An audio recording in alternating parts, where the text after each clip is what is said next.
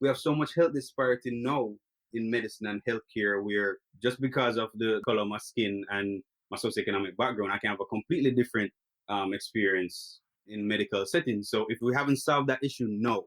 What do you think will happen when we have these fancy precision medicine therapies available, right? Those issues are going to still be there.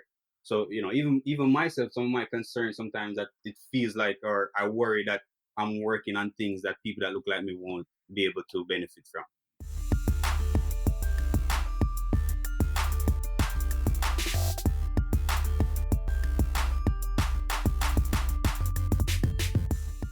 Hey, and welcome to the Millennial Health Podcast. I'm Dr. Jaysheree Allen, a board-certified family physician who's passionate about the health of my fellow millennials. I know we're booked and busy, but your first wealth is your health. So I'm taking some of my most important health messages and bringing them here to you on this podcast. My goal is to share some valuable information and draw awareness to some important health topics, but I encourage you to please consult your physician for personalized medical advice. Today on the Millennial Health Podcast, we're joined by Dr. Kamir Ricketts. He's an ardent advocate for science and innovation, and an even greater advocate for the development of all of the Caribbean. He earned his PhD in computational biology and medicine from Weill Cornell Medicine in 2020 and is now a bioinformatics scientist. He is also the founder of the Minds of Initiative, which launched their Minds of Jamaica mentorship platform in 2019. Dr. Ricketts, welcome to Millennial Health. Thank you for having me. Happy to be here. Yes, such a pleasure. So, I'd mentioned to you before, there is an entire ecosystem in healthcare, but typically we hear about the doctor and the nurse that you go to see in the clinic or in the hospital. Yeah. Not often do we hear about our bioinformatics scientists, right? Yeah. So I wanted to hear a little about your professional journey and kind of how you got into medicine, and particularly this path into medicine. Yeah. Well, I was always interested in science. Remember, even primary school, that was always an area that fascinated me.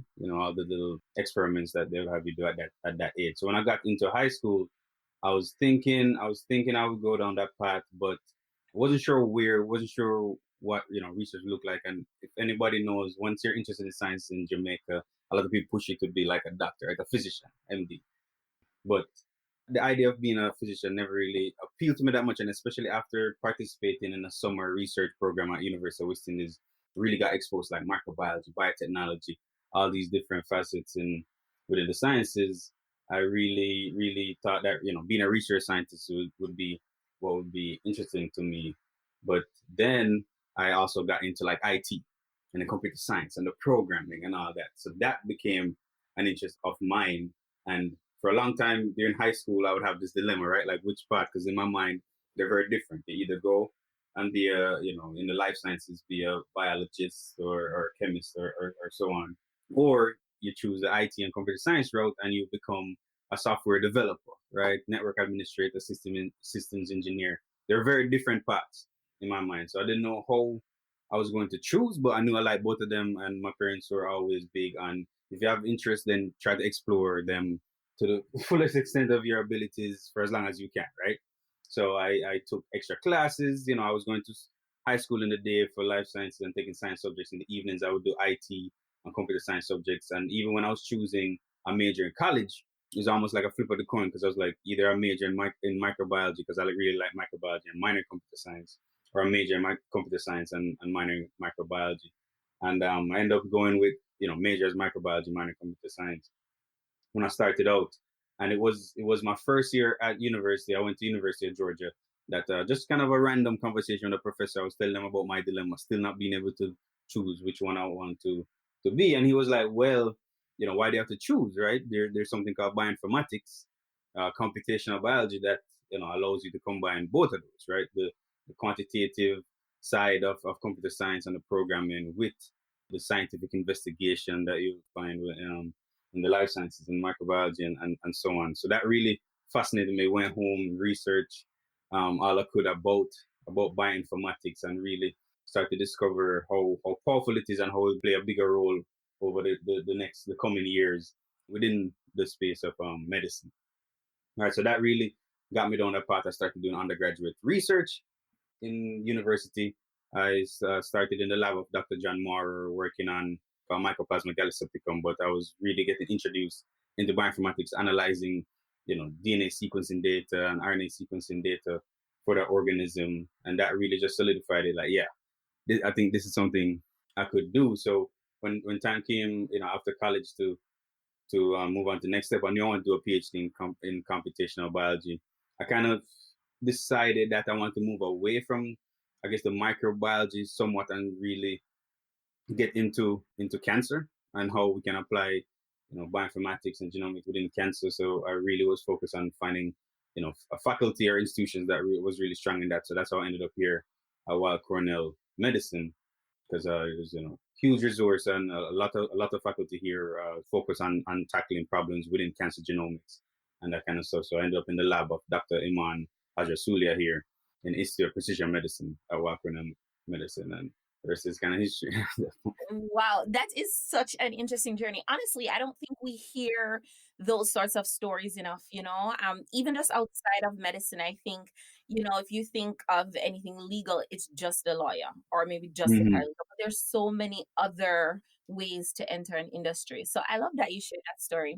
Can I build a little though on your Mm-hmm. passion for science and innovation? I was particularly struck too Mm-hmm. when you decided to make the switch to cancer and how you Mm-hmm. can apply your career to that. Talk to us a Mm-hmm. little about that phase of the journey, how you decided Yeah, to go that it really came about unexpectedly. So I was wrapping up a lot of my undergraduate research work.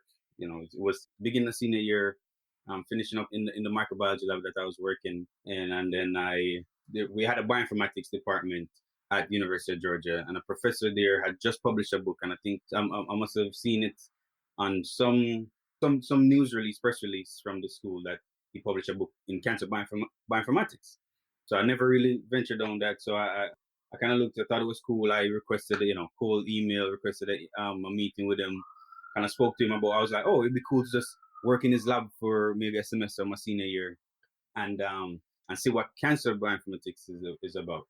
And so we had a meeting, it was really cool, but he wasn't really interested in taking on a senior in his lab because, it was just like really short term situation. So I kind of came back at him with a counter proposal. I was like, okay, that's fair. But if I buy your book and I read your book, would you be willing to at least take like a 30-minute to hour meeting with me once a week to just discuss the things I cover in the book, right? So he was like, okay, sure, we'll do that. So my senior year, I really kind of just got his book, started reading, we discussed in his office, things there are many things I didn't understand. And he would, explain them to me, describe a lot of his theories and so on. Throughout that process, you really just really solidify that, this is even, there's so many areas, so much room for innovation, for questioning and answering and finding solutions in that space. It's such a hard problem, but it's such a fascinating problem as well. I was like, oh, maybe this is where I should apply my time and my developing skills. So that's really how it came about. It was very, I didn't really expect that, but I saw that book, met him. I was like, let me read this cancer book, and then it was that interaction that made me choose to pursue cancer at the PhD level. In some extent, it kind of feels like I should have done more work before switching, but that's really what it was. No, can we talk about perseverance and persistence and knocking on doors for a minute? Yeah, Because, I just love how you said you didn't take the first no as an answer. You yeah, said, okay, well, if you're not going to take me on as a senior, here's another proposal for you. Even that is so bold to ask this professor for yeah. 30 minutes an I was hour of nervous. time. But can we talk a little about that though? Because honestly, that is a strategy that determines whether people make it or don't make it at Yeah, times. Just having that boldness to push forth through a no initially, yeah, yeah, 100%. I think in many areas of life, you have to find the guts to really just come on, at least be creative, right? So if you get a no, is either you're going to push back and say no, I want a yes, or you say okay, maybe that original proposal garnered a no. How can I change a little bit? Come up, it's a negotiation in a lot of situations, right? Or at least finding out what was the root of that no. So if somebody tell me no, I always want to understand kind of why. That's why I hate kind of application processes where you just, oh, we're rejecting you and that's it. Like, I'll just at least give me an idea. Was it my resume? Was it strong? What? Give me some actionable feedback that I can then use when I come again and come harder, right? And try a lot harder. So, I love that. Love that so much. You had touched on something earlier that I want to circle back to. So mhm, this topic of individualized medicine, right? yeah. Let's talk about this a little bit more. I, as a physician, a Mhm, clinician who sees patients, I didn't hear about that term until I was in residency. I trained at the Mayo Clinic, and they have a center that focuses on that there. mhm. So I honestly didn't know too much about this. So can you share with our audience, what is individualized medicine? Why is this even relevant to someone who's a millennial? Yeah, yeah, and it's a term that I, got introduced to as I was kind of, going through my academic journey, and you realize it's just a thinking where we want to try to move away or try to replace the current paradigm in medicine that some might describe as a one size fits all model, where a lot of therapies and a lot of interventions are developed for the average person, right? We expect the average person to respond in this way, so that's why we prescribe it, and because of the Human Genome Project, we now have a lot more information about the genetic makeup of anybody, really, of individuals. And we also have a lot more information, a lot more ways to analyze that data much faster, right? So the idea is that we can then learn how to develop therapies that are tailored for a particular individual's genetic background, right? The genetic state of that person, but also factoring in environmental factors and so on. So we want to use kind of these advanced biomedical tools now, molecular testing, genetic testing, all these things, and like data analytics to help clinicians better predict treatment and prevention strategies for their patients. And that's really where it comes from, because in a lot of cases, you'll find at a simple level, you'll find some people, if they have a headache, some people be like, well, Tylenol doesn't work for me. I'm an Advil person, and so on. So, and in a simple sense, that's why it is finding out what works for you because of your unique characteristics and traits that you have genetically, environmentally, and so on, and really being able to determine that or figure that out much faster in a clinical setting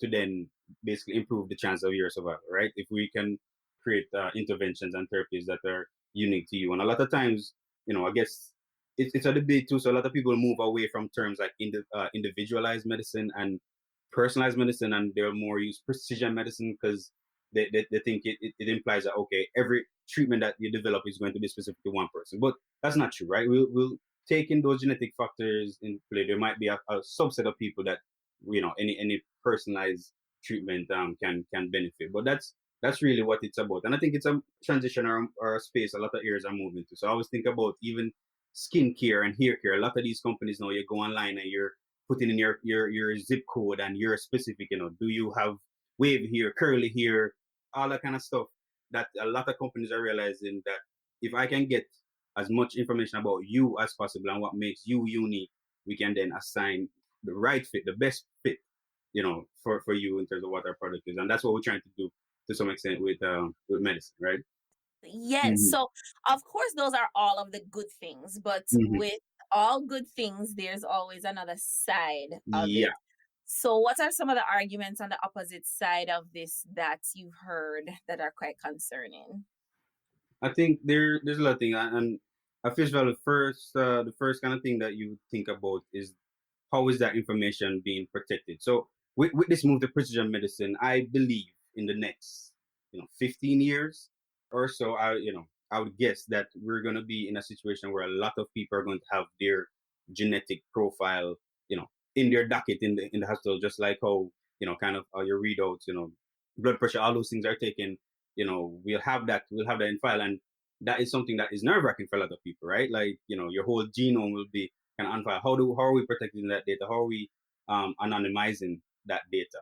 And a big issue is that because we're learning so much, in this space year to year, sometimes what counts as anonymous data 5 years ago is no longer anonymous data, right? And there's a whole lot of other questions around. Okay, if say an insurance company can get a hold of this information now, and we see that you have a gene that predisposes you to a particular condition, or increase your risk, do they count that as a pre-existing condition and therefore not cover it? So like there are things like that that we really have to. They're important questions that we really have to take care of, from a scientific level, from a policy level, kind of all through. Data privacy is going to be so important, especially now.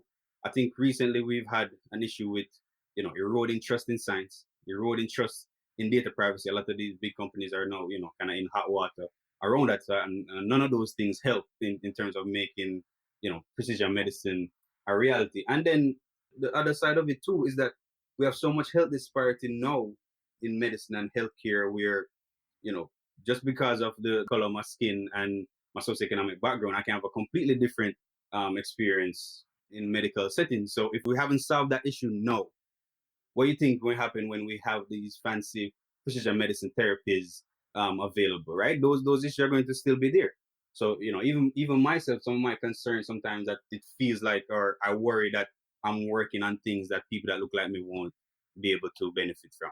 You know, and that's a real thing. So there are a lot of issues that still have to be addressed before we can make this. It has a lot of promise. It's nice to talk about the promise of it and so on, but there definitely a very real real side to it that we have to really think uh, about think clearly about. as we're Exactly. going. No, that is so true. And sometimes I have those same thoughts to myself. Whenever I'm doing something, I'm like, how exactly is this benefiting, the Hmm. people that do look like me, who I know are lacking some of these resources? I Yeah. think about too, even like my grandmother, to think that, I'm a doctor, my mother is a nurse, right? But my grandmother had such poorly controlled type 2 diabetes, but Hmm. was still getting up, going to work, doing all these different things, and not having the time to go to her doctor's appointment to get the care that she needed. It was a Yeah. go to the ER at night because she didn't have to go to work at that point in Hmm. time, not take a day off to go to the doctor because it's an hourly job. If you don't go Yeah. to work, you don't get paid. So, like, to even think like that, that people we know in our direct families, Yeah. struggle But with some of these disparities. no, yeah, and I think because our research, we're applying our tools and our analysis to cohorts of patients, right? Mhm. And currently in genomics, a lot of those cohorts, are majority of them are European descent.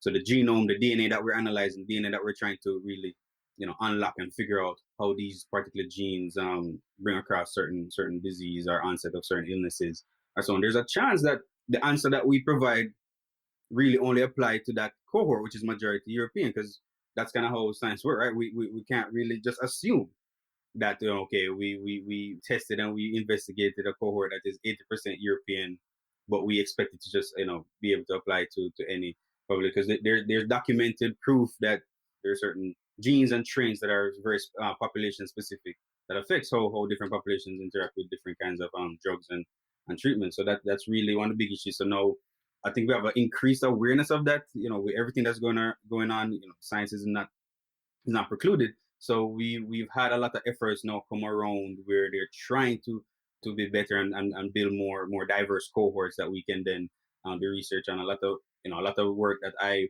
hope to be a part of involve that as well, is really trying to get more people to take part in research. But again, the issue is now convincing minority individuals to, hey, let us use your genome for research and so on, when there's such a mistrust of science, Yes, especially in that community. So it's a tough problem to overcome, right?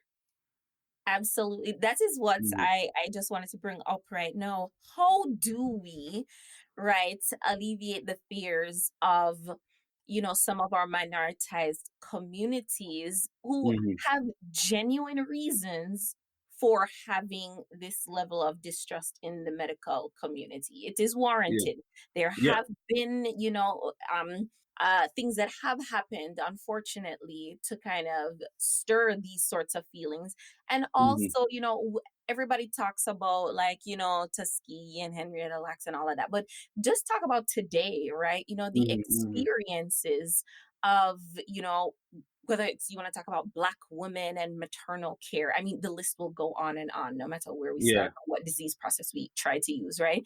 So just to talk about, like, the disparities now, that still impacts. People don't want to be experimented on or Hmm. taken advantage of, or, Yeah. so what can we say to our, because I'm Black, you're Black, right? We're Hmm. both in the sciences. We are both huge supporters of science, and we would both like to see more people of color in these research studies so that we can better, like you mentioned before, Yeah. determine outcomes that are going to work for us. What can we say to I encourage mean, our people? I think I guess the best or the most impactful way for us to get to a place where we're seeing more of our people in these research studies is having more of our people controlling these research studies, actually carrying out the research and so on. I think that's why, a lot of my interest is in getting, more and more representation in these rooms, being decision makers, right? Because that's really what it is. Like once you see that somebody who looks like you or from your background are in these rooms making these calls, this one, that alone can bring a sense of ease, right? Because you feel like you have this shared interest and they're not someone who is going to try and take advantage of it. And I think that is really where a lot of it stems from. Is just we don't see a lot of people that look like us controlling these studies or carrying out these things, or people that look like us that are in these spaces are not front and center, right? They're not in the public eye. They're not getting the shine that they rightly deserve. So I think pushing for more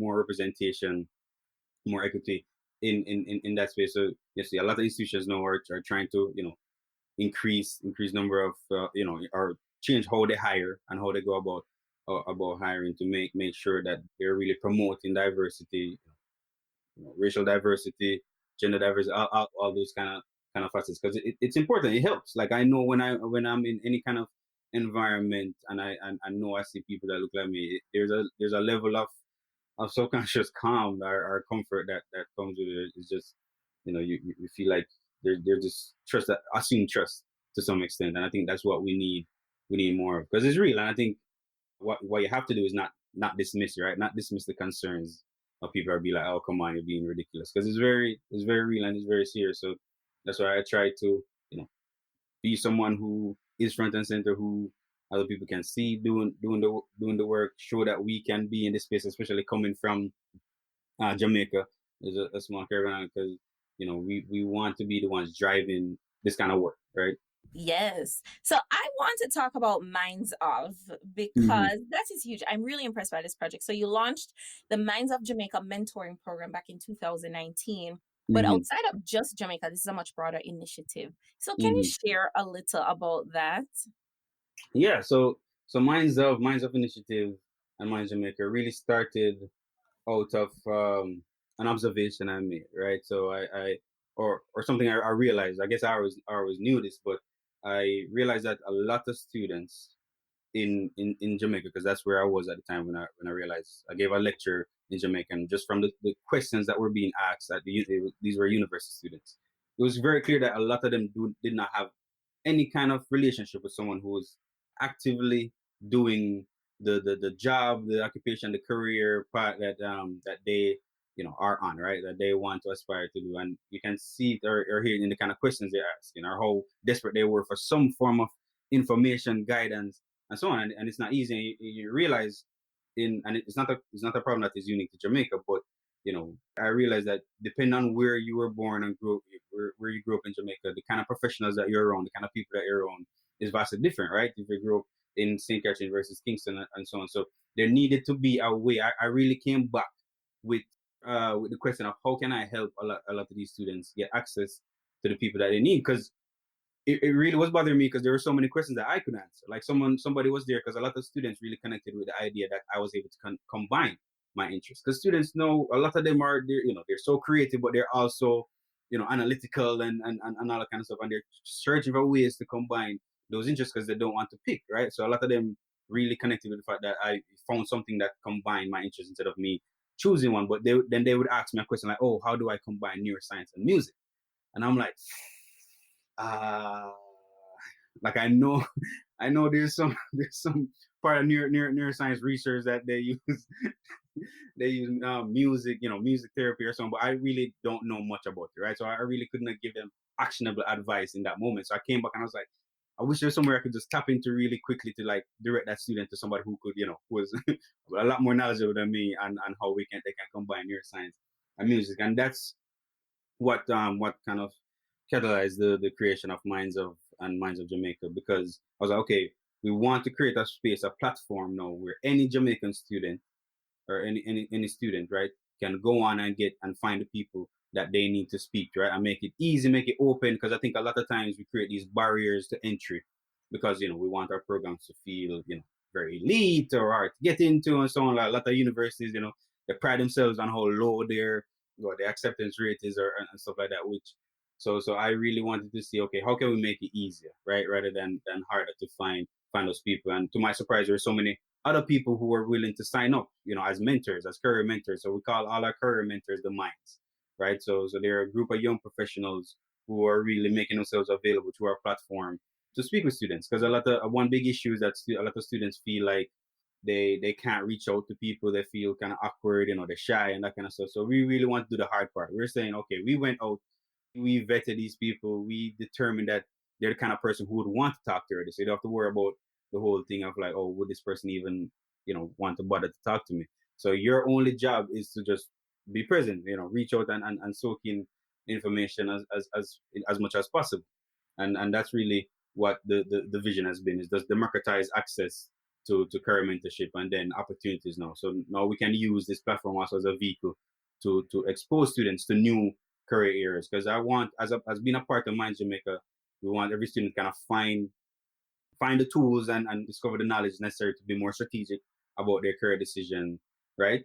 And in some cases find out things they would have never had otherwise earlier, so they can, oh, this might not be the right path for me, even though I thought it did. Let me find something else, or oh yes, for sure this is where I want to go. Let's go down this path. And we've been able to really have a lot of early successes, a lot of early feedback, and we're constantly trying to innovate and change. Mm-hmm. Yeah, so we built our own platform from the ground up that the student engage is completely free, because that's been something we're How trying can they to find make. it? Anyone listening right now? Yeah, so it's easy to find. If you just go to themindsof.com, you'll be able to find it, or find us on Instagram at Minds of Jamaica, and you'll be able to tap in from there, right? Okay. Thank you so much, Dr. Ricketts, for joining us here at Millennial Health. This was a very informative conversation, actually, and a lot for us to think about and a lot for I us to appreciate sit it. with. Yes. Besides the website and the Instagram, how else can anyone get in contact with you if they are so inclined, Yeah, I especially mean, if they're hearing your moving story here? yeah, I guess you can find me on LinkedIn. I'm easy to find on LinkedIn. Okay. Just have my name. I think I have a unique name, so you can be able to find me pretty quickly. Or Instagram as well, or Twitter. Both of them is at Kamir Ricketts. So again, pretty easy to find me and reach out. Thank you. Thank you so much for joining us. I appreciate it. Thank you so much for joining me today on the Millennial Health Podcast. Though my goal is to share some valuable information and draw awareness to some important health issues, I encourage you to please consult your physician for personalized medical advice. I hope this information was beneficial to you, and if so, please subscribe to the Millennial Health Podcast and share with your friends. Please also leave us a review. If you have questions or comments, feel free to reach out on Instagram or Twitter at Dr. Jayshere, DrJayshere.